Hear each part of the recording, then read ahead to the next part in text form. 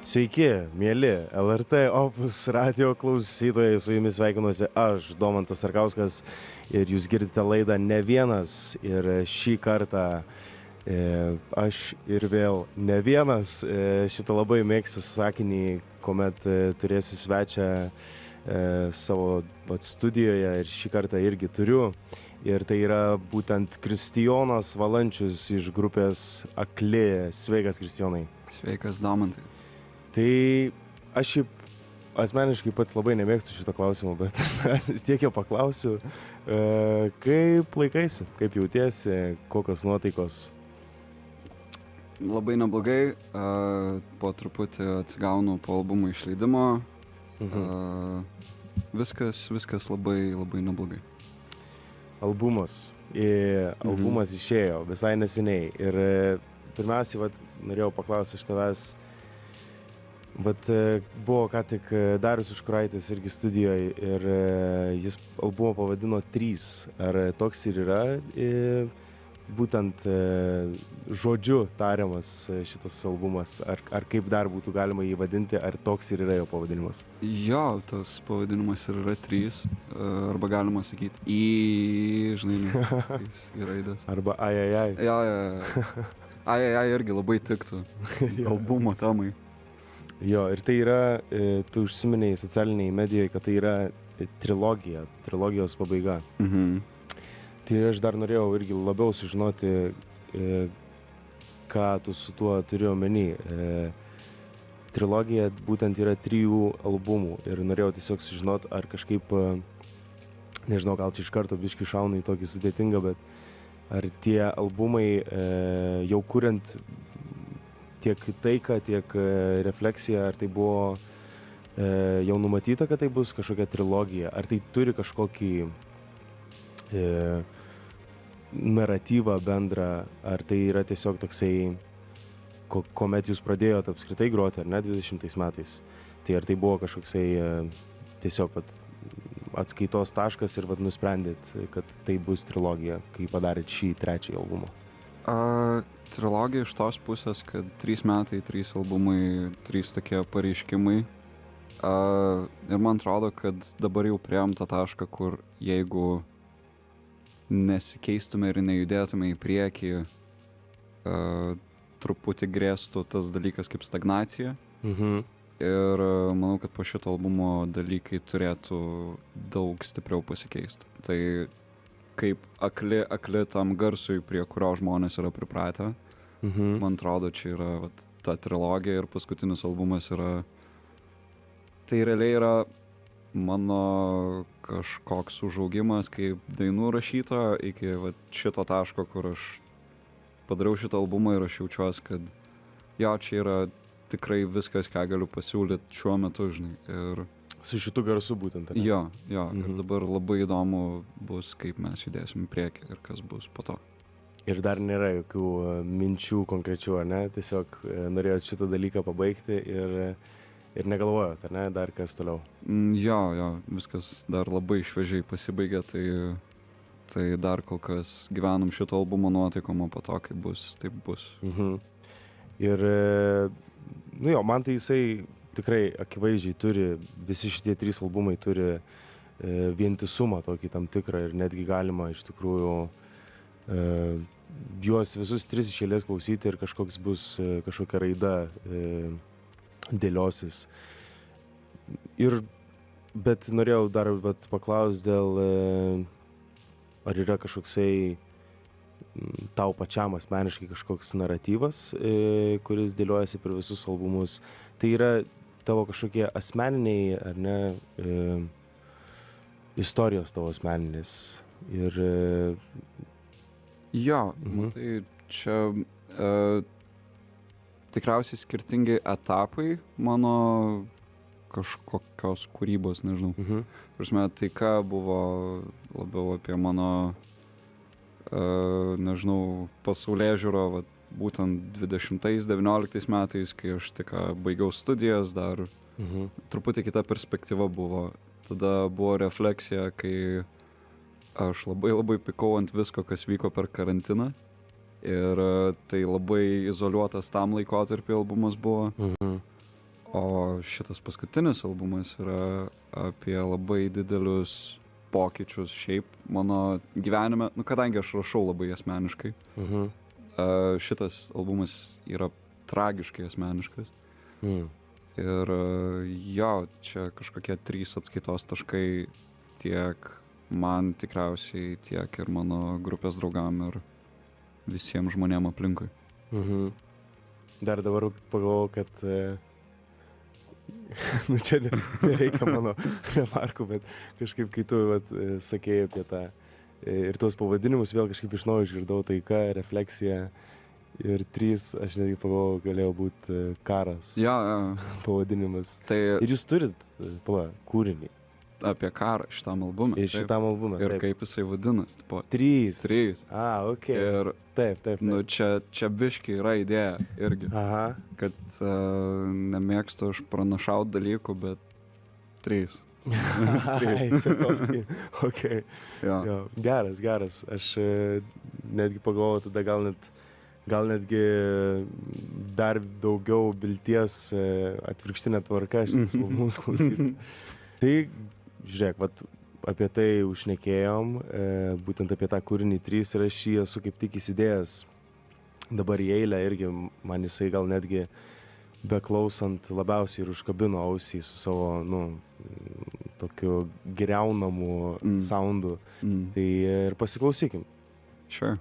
Turi dar kokį nors žodį prieš leidžiant apie šitą dainą? Jokūbas labai gražiai groja būgnais ir mes jam įkinkiam kardaną šitam gabale. Labai gerai. Važiuojam. Akli 3.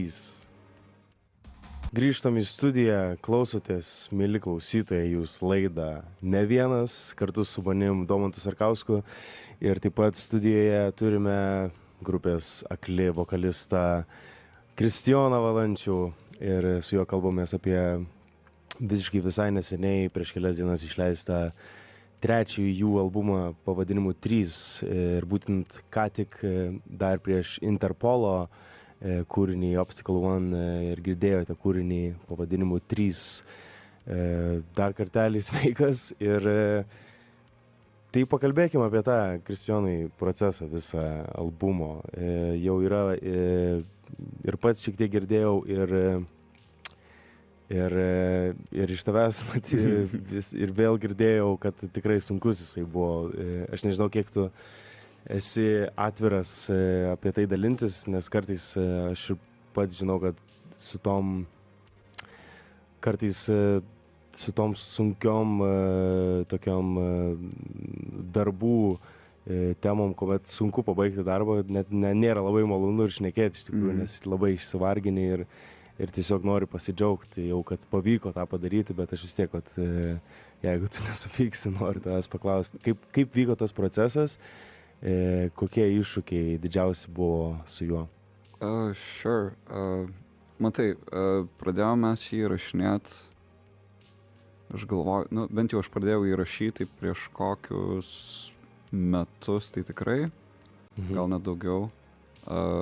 Skečus pradėjau daryti, lipdyti kažką, tada jie keitėsi, kol šį ankstyvą pavasarį jau turėjom visą layout albumų ir daugmaž padarytas dainas, kai reikėjo tik tai realiai ten parašyti lyriksus, ten damuž dar kelias partijas ir pasidėti su kolegom iš grupės, ten dadėti visokių mažų akcentėlių ir dalykėlių. Čia skamba kaip labai nedaug proceso. Jo, čia turėtų tai būti, bet viskas labai užsivilko. Nes norėjom žiauriai gerai padaryti albumą, nes dainos geros buvo, aš savo išsikėliau kažkokį iššūkį ir kartelę ir turėjom vietą, kur turėsim įrašinėti, planavom įrašinėti tą albumą, tai buvo sinagoga. Taip. Sinagogos labai greitai nebeliko, tuo metu, kai mes turėjom pradėti įrašinėti, tada mums reikėjo sugalvoti, kur mes galėtume bent jau būgnus įsirašyti. Mūsų draugai Karolis ir Vaidas iš Kauno labai padėjo, nes radom labai fainą spotą, kur jie ten turėjo studytą, susitimpam būgnus, visą įrangą, įsirašėm Jokūbą. tada su Benu kažkaip pasibaigėm beisą ir gitaros partijas ir jau čia buvo Liepa, o mes rugpjūtį turėjom užbukintus albumų pristatymo koncus. O, fainai. Žiauriai fainai. Ir matai, dar esmė buvo, kad visą vasarą ir dar dabar truputį jaučiasi, kad kažkaip kovoju su balsu savo. Ir tada, kai pradėjau daryti vokalo įrašus ir kai aš buvau žiauriai užsiciklinęs, kad čia turi būti žiauriai gerai ir žiauriai tvarkinga, tas perfekcionizmas labai labai surakino irgi vietoj. Ir būtent galiausiai... Jo, būtent dėl balso, ir dėl žodžių. Po to, žinai, kai kažkas ilgai sėdi, pradedi pergalvot ir, čia gal geriau kitaip, prieit prie idėjos. Ir žiauriai ilgai jisai gimė ir vyniojosi ir vartėsi, kol atsidūrė šitoj stadijoj ir tiesiog džiaugiuosi, kad mes pagaliau jį išleidom. Tai, that's it. Jo, o jis, tai dabar taip retrospektyviai pažvelgus, jisai toks, kokį buvo, įsivaizduoji, ne? Ne. Bet jis tikriausiai yra toks, koks turėtų būt. Žinai, kaip kažkada vis tiek reikia paleist. Taip. Ir dabar tiesiog gal atėjo laikas paleist. Ir paleidom.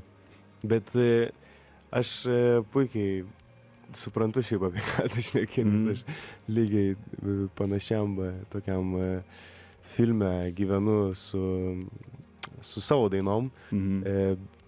Kaip yra su apskritai bet tu džiaugiuosi šitų darbų.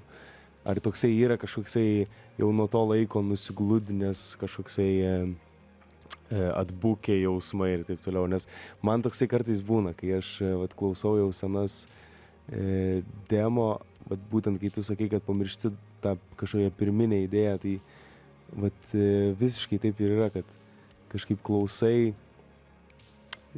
klausai dainą ir nebegirdi, dėl ko ją tokią rašei, ir tik paskui kažkokiais retom akimirkom atsimeni, kad tai šitas dalykas yra bele kaip fainas ir smagus ir aš jau biškai praradęs tą ryšį su tuo.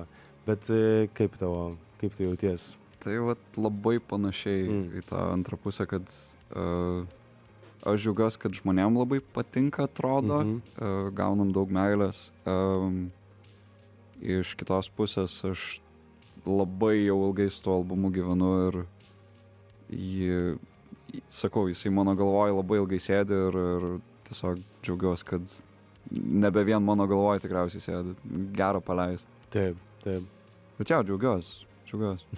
Aš manau, kad turėtum tikrai puikus albumas, nespėjau eteryje pasveikinti. Dėkui. Sveikinu. Dėkui. Ir buvai užsiminęs apie žodžius pirmoji laidos dalyje ir kaip tik prieš laidą užsiminei, kad teko netgi lyriksus rašyti prieš pat koncertus. Gal gali papasakoti plačiau apie šitą procesą, nes šiaip skamba labai labai smagiai ir šiaip netgi šiaip tai labai įdomi praktika. Iš karto tikrintis gyvai prieš žmonės, ką tik parašytas eilutes. Čia buvo tas prasidėjo su švaria sąžine. Dėl to, kad mes turėjom tą gabalą ir žinom, kad žiauriai gerai skamba gyvai, bet neturėjom žodžių ir galvojom, kad norim pristatyti Devil's Stone čia praeitais metais. Tai atvažiavom į Devil's Stone, turim tą gabalą, mokam groti, tą gabalą, nėra žodžių. Visai nebuvo? Visai nebuvo. Buvo skečas, kur aš kažką mamblinu ir dainuoju, tai daugmaž vokalinė linija yra. Ir tada tiesiog atsisėdau ir parašiau kažkokį darbinį draftą. Ir tada, kai atgrojom tą gabalą, viskas smagu, žmonėm patiko. Ir po to, kai reikėjo atsisėst iš tikro parašyti tų žodžių, tvarkingai, tada buvo tas, žinai, kur įkvėpimas, tipo, apie ką rašyti, kas čia vyksta. Tai tokiais momentais, kai reikia iš tikro susikaupti ir atsisėst, man yra daug sunkiau negu tiesiog parašyti, čia šitas ir iškalt tokį greitą tekstą. Ir atsimeni, kad kažkas iš tokių vat prieš lipant į sceną užsirašymų lyriksų kažkas užsiliko ir jau finalinėme kūrinio etape? Jo, man atrodo, kad save laikau ten 90% yra originalaus tipo to drafto. Šiaip tai geras, reikės spėjau ir man kada nors pabandyti, nes šiaip labai, nu čia akivaizdu, kad koncertuose būna vis laikas stipri kažkokia emocija, nori, nenori ir vat išeit į tokią nesaugią erdvę, kur nežinai net kaip iki galo suskambės tekstas ir bandytis šiaip turėtų būti labai tuo pačiu ir ir gali įvykti kažkokie net tokie stebuklai geri. Geras. Ir paklausykime muzikos. Aš paskui norėsiu padaryti tokią trumpą rubriką. Visiškai pagalvojau, kad kadangi pats visiškai suvedinėjai, masterinai, vienu žodžiu visiems klausytojams, kurie nenusimano apie muzikos produkcijos, gamybos etapus, tai Kristijonai šitą albumą nuo pradžios iki galo visus šitus etapus atlikai pats. Tai gerai, tai apie tai ir pasikalbėsim iš tikrųjų ir paklausinėsiu tokių gal būtent tiem, kurie šiek tiek ir nusimano tokią greitą rubriką apie įrangą ir apie visą tokį biškį techninį albumo sukūrimą, bet neužsikalbėsim, nes čia, žinai, prarasim, man atrodo, daug dabar gyvai klausančių klausytojų. Ir dar tik tai pasakysiu, kad ačiū labai, kad klausotės. Klausotės laidą Ne vienas ir būtent LRT Opus radiją. Tai pasiklausykime dar vieną akli kūrinį Kvėpuoju tamsa, kuris buvo išleistas jau rudenį, ar ne? Jo. Rudenio pradžioje. Ir kodėl būtent šitą leidot? Oi, čia irgi yra gera istorija, bet jei nori, kad išsiplėšiau, tai gal pirmą paklausom ir gerai, tada būtent taip ir padarom. Akli Kvėpuoju tamsa. Štai ir vėl grįžome į eterį, laida Ne vienas, kartu su manim Domantu Starkausku ir taip pat svečiuose Kristijonas Valančius, grupė Akli. Girdėjome kūrinį Kvėpuoju tamsa. Gali trumpam gal papasakoti, Kristijonai, kas čia per kūrinys ir kodėl būtent pirmasis jisai išėjo iš albumo, ne? Tai buvo pirmasis singlas. Antrasis, pirma kaina buvo, man atrodo. Tai šitas gabalas gimė... Aš turėjom instrumentalą ir reikėjo žodžių ir turim tokį draugą Kaune, Eriką. Ir jisai labai entuziastingai sugalvojo, kad jisai nori nusifilmuoti mūsų klipe.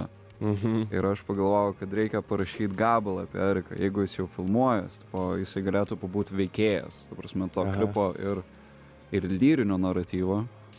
Ir po to, kai parašiau žodžius, aš matau, kad čia yra kažkoks keistas miksas tarp manęs ir būtent to veikėjo. Tai jo, kažkaip susiklijavo toks visas meninis projektas / reikalas iš vasaros nuotykių Kaune.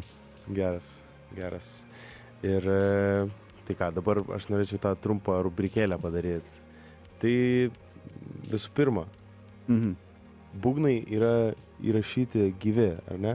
Nes aš kiek atsimenu, pirmose albumuose, ar ten pirmam albume daug kur buvo jie suprogramuoti. Tai bet čia jau yra viskas įrašas, ar ne? Ir pats įrašinėjai. Puiku. Tu mokysi šitą dalyką, mokysi Kauno šitam VDU. Taip. Muzikos produkcija. Kiek mes jau esam šitą temą kalbėję kažkada, bet ar ten išmokai, ar išmokai vis tik per praktiką darydamas būtent Akli kūrybą?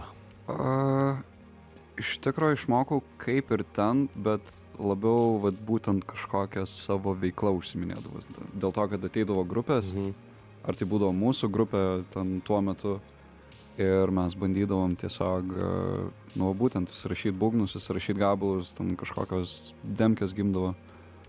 Ir po truputį pradėjau suprast, kas yra gerai, kas yra blogai, kaip man patinka, kad turėtų skambėti ten dalykai. Ir pats žinai, kad būgnus įrašyti ten yra reikalų. Yra reikalų, tikrai. Tai jo, kažkaip po truputį iki galo ir pagavau, kas man patinka. Ok. O kokią programą, kokios esi programos kompiuterinės muzikos produkcijai vėliavnešys? Abletoną. O, prašau. Puikiai, taip pat pačiam pažįstama kompiuterinė moderni technologija. Moderni technologija. Taip. Gerai. Kokius mikrofonus naudoji vokalui savo? Nepatinka man labai tas mikrofonas, su juo labai irgi tragiškai kovojau visą šitą įrašų procesą, tai Rode NTK berods. Jo, tai čia yra mandras kardio mikrofonas, žodžiu, ir jisai turi viduje radio lempą. Ir jisai pagal idėją turėtų labai šiltą garsą gaudyti. Bet jisai yra žiauriai aštrus ant visokių sibilances ir... Taip, ant S, klausytojai mėlėjai, ant S ir visokių P ir T raidžių. Jo, ir po to gali kankintis postprodukcijai su dieseriu. Taip. Jo. Ok, geras. O gerai, dar paskutinis techninis klausimas. Mėgstamiausias, dažniausiai naudotas pluginas. Šito albumo. Blemba. Jis įprastai chainas labai paprastas būdavo, ten kažkoks analoginio kompresoriaus, žinai, dalykas, ar tai būtų Waves'ų, žinai, CLA. Va, tiesiog senas geras. Mano mėgstamiausias pluginas yra SSL chainas. Tiesiog stripas. Jeigu yra aš naudoju Waves'ų pluginus, tai tiesiog senas geras SSL stripas. Ok. Nu tai vat, ir užbaigsim čia jau daug neaiškių žodžių, bet visiems muzikantam, tiek pradedantiem, tiek taip pat ir jau įsibėgėjusiems muzikos produkcijoje. Tokia trumpa rubrikėlė jums nuo mūsų kartu su Kristijonu. Ir apie įrašus jau šiek tiek pasakojai, kad erdvės buvo ganėtinai ne visai pagal planą, bet jūs radote tas erdvės, kuriuose galėtumėte įrašinėti. Taip pat visą albumo garsus reguliavai pas save namuose, kaip ir visų 3 albumų. Turiu tokį keistą klausimą, gal tavęs yra jau kažkas klausė, nežinau ar jis keistas, bet tiesiog kažkaip stebėdamas ir tavo socialinę mediją ir apskritai grupę Akli, man kilo toksai klausimas, ar tai vis tik yra labiau kaip tavo solinis projektas, ar tai yra grupė. Aš čia nebandau, žinai, kažkaip būtent kitų grupės narių nužeminti, tiesiog yra tikrai daug toksai, žinai, primena, tą tokį Tame Impala-ish procesą, kur tu darai ir įrašą, ir tai kokios tavo mintys apie tai yra? Matai, šitam trečiam albume yra labai daug ne vieno manęs jame. Ta prasme, Jokūbas su Benu labai daug prisidėjo, Jokūbas su būgnų partijom, su tam tikrais sprendimais, Benas irgi su būgnų partijom, ta prasme, buvo momentas, kai mes tiesiog visi 3 susirinkdavom pas mane namie ir su midi susidėliojom visą demkę. Nuo būgnų iki beiso, kaip ten gitarų, kaip viskas daugmaž sėdėt turėtų ir pasidarydavom kažkokį demo planą ir tada bandėm jį executant studijoj su tikrais būgnais, su overdubais ir visų šito dalykų. Tai bernai šitam albumui yra prisidėję tikrai. Bet aš tiesiog rašau tas dainas, tai čia gal yra didžiausias tas mano indėlis, bet albumas tikrai taip neskambėtų be Jokūbo ir Beno ir aš labai labai džiaugiuosi, kad turiu šitos du ahai. Nuostabius žmonės. Atsipalaidavom čia studiją. Po parankę. Labai gerai sustojai. Labai gerai sustojai. Taip, tada norėjau dar tavęs paklausti apie... Dėl ko aš taip pagalvojau, nes tiesiog būtent visi 3 albumai turėjo tokį labai nuoseklų garsą ir aš galvojau, vat, galbūt tai yra būtent, va toksai yra garsas grupės Akli ir, pavyzdžiui, jeigu tu darytum tokį kaip savo solinį projektą, tai skambėtų dar visiškai kitaip ir būtent iš šitų minčių aš visų pirma, tai ar turi ką pakomentuoti? Ar tai yra būtent taip, kaip tu visiškai pats norėtum, kad skambėtų tavo dainos, ar tai yra toksai būtent grupės Akli garsas, kuris šiek tiek ir bent jau šitus 3 albumus pastatė į tokio garso ribas? Čia tikriausiai yra labai daug mano indėlio dėl to, kad, ta prasme, aš dirbu su pačiu tuo garsu. Jeigu vienas daryčiau, būtų gal truputį kitai, bet negalėčiau pasakyti, kad tai labai skirtus. Aš manau, kad dainos skirtus. Būtų labai smagu kokį akustinį albumą įrašyti. Ir dabar paskutiniu metu galvoju, kad gal būtų kažkas tokio įdomus, bet kodėl tada to nepadarius su draugais iš grupės.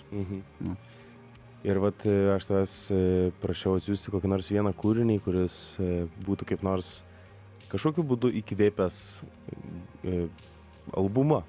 Ir tu man atsiuntei Weenus kūrinį The Argus.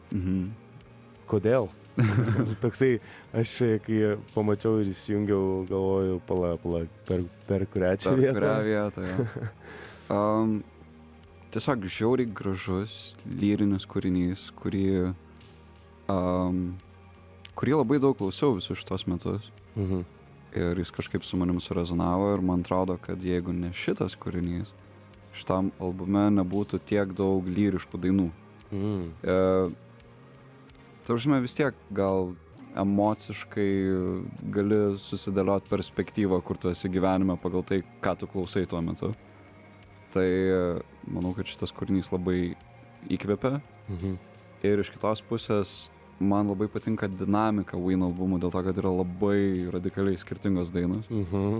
Tai ką aš Akli albumuose bandau padaryti ir kokia idėja daugmaž turėtų būti, tai turėti labai stiprius katus tarp labai garsių ir agresyvių vietų ir kažko labai, labai lyriško ir švelnaus. Tai dinamika. Jo. Gerai, tai ir paklausome Ween, The Argus. Labas vakaras, mėly klausytojai, klausotės laidą Ne vienas. Kartu su manim Domantu Sarkausku, taip pat šiandien iš tikrųjų esu ne vienas. Aš kiekvienoje laidoje, kai turėsiu svečius, šitą kartosiu, tikrai prisiekiu, nes kitaip čia nesigauna.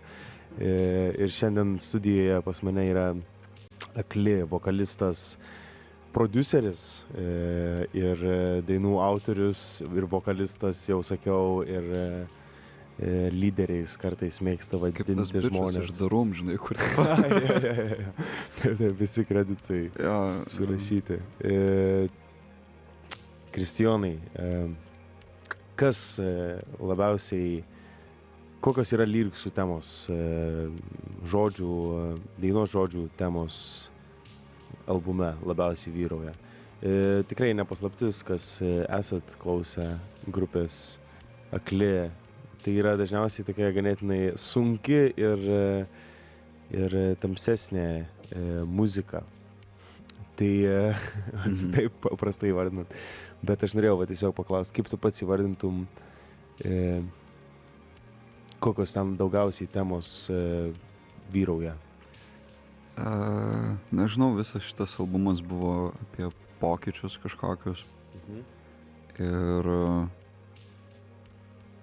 tuo pačiu metu, nežinau, žiauriai keista, nes viskas labai susipynė ir mano galvoje, ir albumo naratyve, bet kažkaip, gal jeigu reikėtų įvardint temą pačio albumo, taip sukonkretint kažkaip viską į vieną sakinį, tai albumas yra apie karą su savim ir aš bandau brėžti paralelę tarp karo su savim ir tikro karo. Ir jo, tai iš vienos pusės yra žiauriai emociškai kažkoks man atviras albumas per, nežinau, tiesiog kaip aš jaučiuosi tam tikrose situacijose.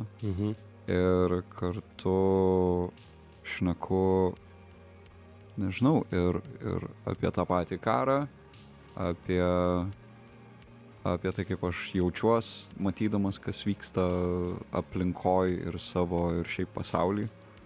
Ir jo, kažkaip bandau brėžt paralelę tarp karo galvoj ir karo realybėj, matyt. Ir, tai būna tokie ganėtinai, kaip čia įvardint, tamsesnės pusės pritvinkę žodžiai. Tai norėjau dar šiek tiek kažkaip nors subtiliai apie tai paklaust, ar tai yra kažkoks neišvengiamybė tau, ar tai yra tiesiog natūralus tau dalykas, kad kasdienybėje ir nežinau, ir socialiniai medijoje ir visur labiau pastebi tuos tokius dalykus, kurie vis tik neramina ir tamsesni. Ar tai yra toksai sąmoningas kelias labiau žvelgti ir ryškinti šitus dalykus? Ar tai natūralu, ar tai labiau tu pats jauti tokią misiją kažkokią į ten eiti? Tai labiau natūralu, žinok, jaučiu, kad nes jeigu aš tai forsuočiau, tai man neatrodo, kad taip gerai gautus. Žinai, nes visada tiesiog galiausiai yra paprastas procesas rašymo. Jeigu tu taip jauties, bus faina. Jeigu ne, kažkas, iš pradžių daina vis tiek turi su tavim rezonuoti ir tada gali jau leist galbūt kažkam kitam ją išgirsti. Tai jo, viskas iš dūšios eina. O kokia sakytum tamsiausia albumo daina ir kuri šviesiausia? Šviesiausia jaučiu Labanakt. Tamsiausia man asmeniškai gal Vaidanas arba Save laikų. Tai vat tokie piksai mano būtų. Gerai. Dar šiek tiek pakalbėkime apie tos lyriksus. Gal dar šiek tiek. O kaip tu kažkokį užsibrėži prieš kurdamas albumą, pavyzdžiui, kažkokias ambicijas arba mintis, apie ką nori sukurti dainą, pavyzdžiui. Man labai dažnai būna, aš irgi iš tam tikrų frustracijų arba kažkokių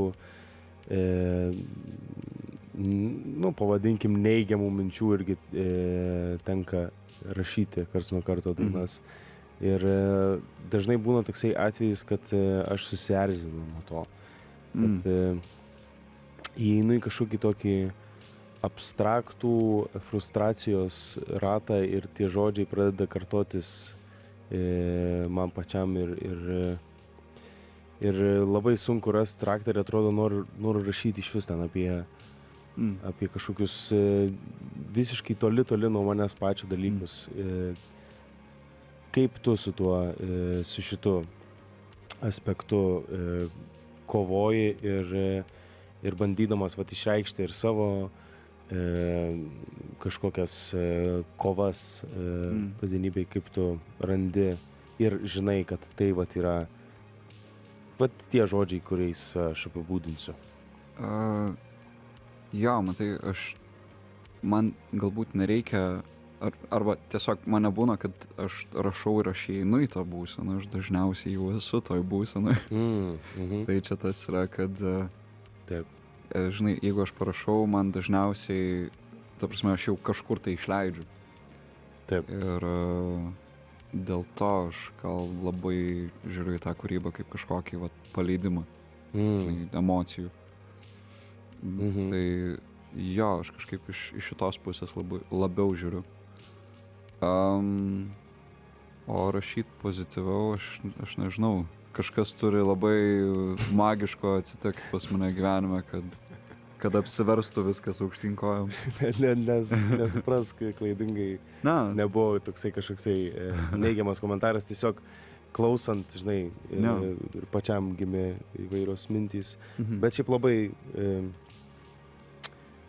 labai daug iš tikrųjų pasako approachas, kad tai yra toksai paleidimo dalykas ir iš karto šiek tiek susidėlioja galvoje ir norisi anglišką, pasidaro dar labiau suprantama ir dar kitaip norisi paklausyti albumą, tai čia gal nežinau, čia gal visokiem skeptikam, kuriem galbūt per tamsu, galbūt tai būtų toksai, kad nežiūrėti kaip gyvenimo būdo, o galbūt tų tamsių dalių kažkokį paleidimą. Nu, aš čia, žinai. Labai teisingai pasakei. Jo, aš čia, sorry, iš mano išvadas, bet... Geras išvadas, viskas. Taip, puiku. Ir na kągi, atsisveikinsime su jumis. Ačiū labai, Kristijonai, kad atvykai. Sveikinu su albumu. Kokį nors paskutinį žodį turi? Dabar to gabalą klausysim? Taip. Gražių kalėdų visiems ir rest in peace, Shane McGowan. Taip. Labai šiaip keista, nes kaip tik galvojau, kad noriu šitą kūrinį paleisti, bet tyčia nesidėjau, kažkaip galvojau, keista bus.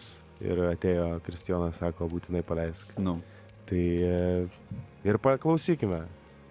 The Pogues? The Pogues. Pogues, o Jėzau. Yes. The Pogues, Fairy Tale of New York. Yeah. Iki, o su manim pasisveikinsite vėl kitą antradienį, 8 valandą. Ačiū labai, kad klausėtės ir iki.